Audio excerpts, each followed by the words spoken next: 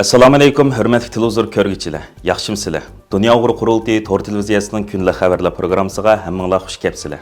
Men Riyosat Iftixor Abdurashid. Bugun dushanba. Hurmatli ko'rmanlar, tövəndə diqqətinizlər kunlik xabarlar programmamızın təfsilatı bo'lsin. Dunyo Uyg'ur qurultiyining muavin raisi Zumrat Erkin Braziliyada ichilayotgan Birlashgan Davlatlar Tashkiloti iqlim o'zgarish yig'iniga qatnashib, Xitoy yarmankisining oldida bayonot bergan.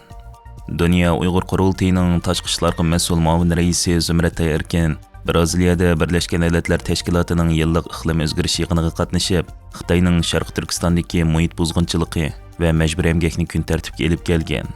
Birlashgan Davlatlar Tashkiloti iqlim o'zgarish yig'ini har yili bir qatim chaqiriladigan bo'lib, bu yig'inda Parij kelishimi bo'yicha har bir davlatning chiqarilgan gazlarni azaytish va iqlim o'zgarishining ta'siriga moslashish majburiyati, davlatlarning Parij kelishimining uzun muddatli nishonlariga yetish va parnik gezi qo'yib berish uchun eng tuvan chekka tushirish uchun olib borgan xizmatlari va Birlashgan Davlatlar Tashkilotining buningga aloqador qarorlari muzokara qilindi. Dunyo Uyg'ur qurultiyi Birlashgan Davlatlar Tashkiloti iqlim o'zgarish yig'iniga tunji qatim qatnashishi bo'lib, odatda bu yig'inda faqat davlatlar va xalqaro energiya shirkatlari qatnashib, o'zining davlatining iqlim o'zgarish ahvoli haqida doklad beradi va bu jihatda olib borgan xizmatlarini tanishtiradi. Zumrat Erkin xonim bu yillik Birlashgan Davlatlar Tashkiloti iqlim o'zgarish yig'iniga qurultay nomidan qatnashib, Xitoy yarmanki maydoni oldida Xitoyning Sharq Turkistondagi muhit buzg'unchiligi, Uyg'ur dehqonlarining yerlarining majburiy egallanib, ularning majburiy emgak silinayotganligi, Sharq Turkistonda majburiy emgak bilan ishlab chiqarilgan kun taxtining ekologiyalik muhitga solgan ziyni, Xitoyning qalaymaqon qizish, qon ichish va nodir tuproq elementlari, ya'ni serak to'p uchun Sharq Turkistonning muhitini vayron qilishi qatorliq masalalarni o'ttirib qo'yib bayonot bergan va xalqaro jamiyatni Xitoyning Sharq Turkistondagi qirg'inchilik siyosatiga diqqat qilishga va uni to'xtatishga chaqiriq qilgan. Zumrat Erkin Xitoy yarmanki oldida bergan bayonotida mundaq deydi: Xitoy dunyodagi eng chong muhit bulg'uvchi bo'lib, yer shari gaz qo'yib berish miqdorining 3dan 1 qismini egallaydi. Shundaqdimi, Xitoy iqlim o'zgarishi va yeshil o'zgarishga qarshi turishda boshlamchilik rolini o'ynab kelmoqda. Navbatda dunyo qazilma yiqilg'ini tadrijiy azaytayotganda, Xitoy Sharq Turkistonda ko'mirni ximiyalik moddalarga aylantirish turlarini zo'r miqdorda kengaytib, Sharq Turkistonning tuproq va suyini zaharlamoqda. Shuning bilan bir vaqtda litiy, mis va nodir tuproq elementlarini qazishni tezlashtiryotdi. Buning hammasining orqasida Sharq Turkistondagi Uyg'ur xalqini nishon qilgan. Xitoy davlati tarafidan majburiy emgak silish, yerlarni tortib olish va muhitga buzg'unchilik qilish bor. Bu Xitoyning ta'minlash zanjirining orqasidagi qorong'u haqiqat. Bütün bir xalqni eksploatatsiya qilayotganda hargizmo klimat odilligini talab qilg'ili bo'lmaydi. Odil o'zgarish majburiy emgak asoslanib qurilmaydi. Iqlim o'zgarishini hal qilish choralari hargizmo besilingan zamindan kelib chiqmaydi. Agar dunyo haqiqiy yeshil kelgusini istasa, Sharq Turkistonda yuz berayotgan qirg'inchilikqa, Xitoyning muhit buzg'unchiligiga sal qarashni to'xtatish kerak. Dunyo Uyg'ur qurultiyi ijroiya komitetining raisi Roshan Abbas Kanadada Halifax xalqaro bexatarlik munbiriga qatnashib, Uyg'ur masalasini kun tartibga kelgan. Yilda bir qatim o'tkaziladigan xalqarodagi nopuzliq bexatarlik yig'inlaridan biri bo'lgan Halifax xalqaro bexatarlik munbiri 21 noyabr boshlangan. Amerika va Kanada hukumatlari bevosita mablag' bilan ta'minlaydigan Halifax xalqaro bexatarlik munbiriga har qatim 70 necha davlatdan kelgan 300 dan ko'proq o'mak bu munbarga qatnashadigan bo'lib, bu munbarda dunyoviy bexatarlikka chetishlik muhim masalalar nuqtaliq muzokara qilindi. Mazkur munbarga Dunyo Uyg'ur qurultiyi har yili alayda taklif bilan qatnashayotgan bo'lib, qurultayning sobiq raisi Dolqin Iso apandi qatnashib Uyg'ur masalasi, Uyg'ur irqiy qirg'inchiligi va Xitoyning dunyoga olib kelayotgan tahdidlarini tanishtirib kelayotgan edi.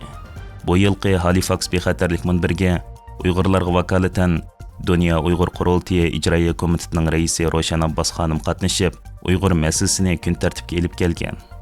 Roshan Abbas xonim Halifax xalqaro bexatarlik munbirida Kanadaning adliya ministri Sen Fraser, Kolumbiyaning mudofaa ministri Pedro Sanchez va Amerika Cumhuriyetchilar partiyasidan senator Kevin Kramerlar bilan bir yig'inda asosli sahnada so'z qilib, Xitoyning assimilyatsiya va qirg'inchilik siyosati, Uyg'ur xalqi duch kelayotgan mavjudlik krizisi, milliondan jiq Uyg'urning Xitoyning jazo lagerlari va turmalarda tutqun ekanligi shundaqla Xitoyning bu qirg'inchilik siyosatining hilmi ham davom qilayotganligini, tutqandagi hadisi doktor Gulshan Abbos va Uyg'ur ziyolilarining fojialik qismatini anglatgan. Roshan Abbos bu qatimqi munbarda yana Amerika Kengash palata a'zolaridan John Cowen, Chris Cones, Tayvan tashqi ishlar ministri yordamchisi Meng Chichin, Shvetsiyaning Kanadadagi bosh elchisi Signe Burgsteller, Kanadaning bosh taftishi Peter Mikay va har qaysi davlatlarning diplomatlari, ministrlari, parlament a'zolari qatorliq muhim kishilar bilan uchrashib, Xitoyning dunyoga shakllantirayotgan tahdidi va Sharq Turkistondagi irqiy qirg'inchilik siyosati haqida muzokara olib borgan.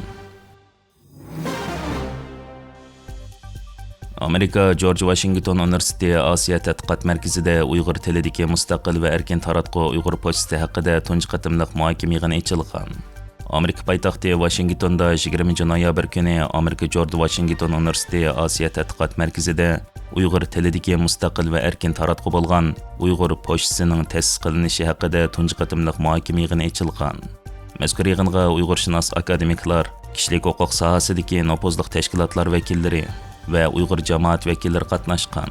Yig'inda muhojiratda Uyg'ur tilida kasbiylashgan, inovatlik va ishonchlik taratqu barpo qilishning zarurligi, bu mudda uchun qurilgan Uyg'ur pochtasining nishonining Uyg'ur pochtasiga qo'shilgan hozirgi axborotchilar va ziyolilar qo'shini, axborotning sifatiga kafolatlik qilish mexanizmi, Xitoyning saxta tashviqotiga taqobil turish usullari, Uyg'ur axborotchiligida duch kelayotgan masalalar va Uyg'ur pochtasining qiyinchiliklarini hal qilish jihatidagi tirishchiliklar haqida maxsus muhokama olib borgan.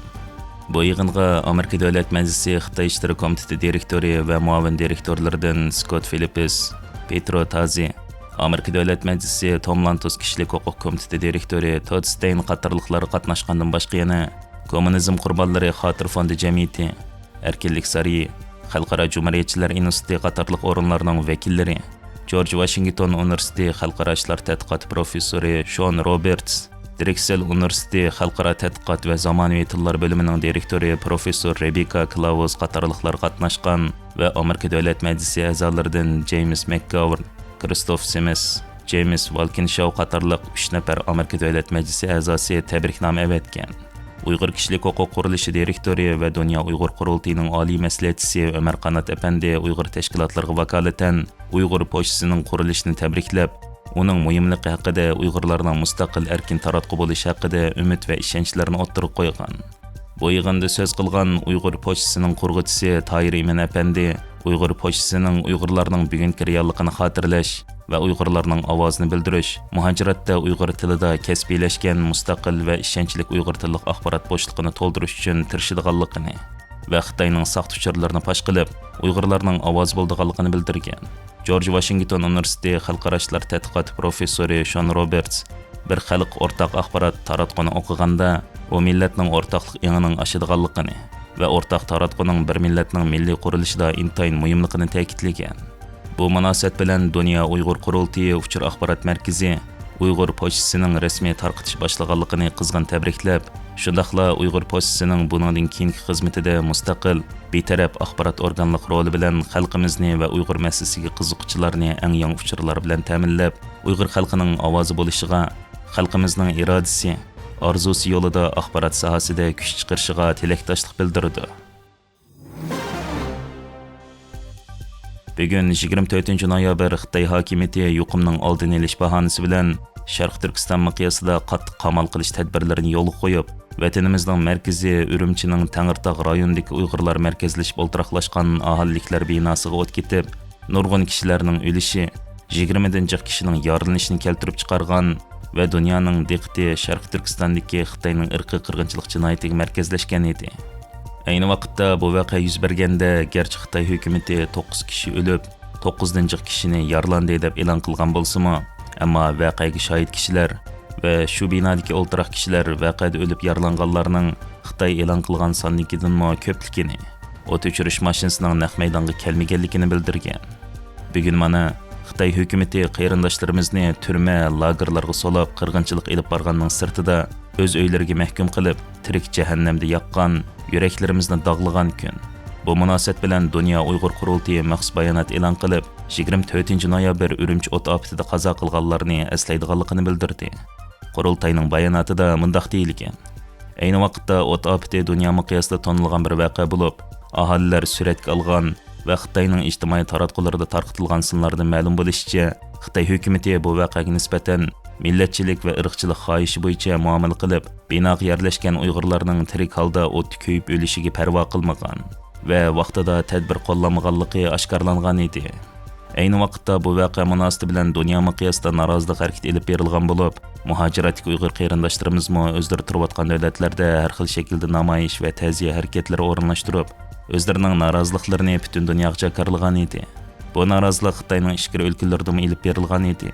Xitoy doiralari namoyish qatnashgan kishilarni tezlikda bostirib qo'lga olgan va nurg'unlagan kishilar izderaksiz g'oyib bo'lgan bo'lib, bularning ichida ayni vaqtdagi 19 yoshli Uyg'ur o'quvchi Kamila Voyitmi bor. Kamila Voyit Undidarda namoyish ko'rinishlarini ham baharlaganlik uchun tutqun qilingan va atalmish oshqo'llikni targ'ib qilish jinoyati bilan ayblanib kesilganligi aniqlangan.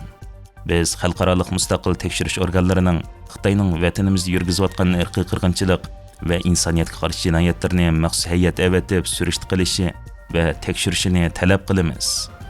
Hurmatli ko'rmanlar, yuqorida diqqatingizga kunlik xabarlar programmamizning tafsilotini sunduq. Keyin qitimliq sonimizgacha ko'rishgacha omon bo'lgaysizlar. Stansimizning YouTube kanaliga a'zo bo'lishni unutmang. Xayr xo'sh.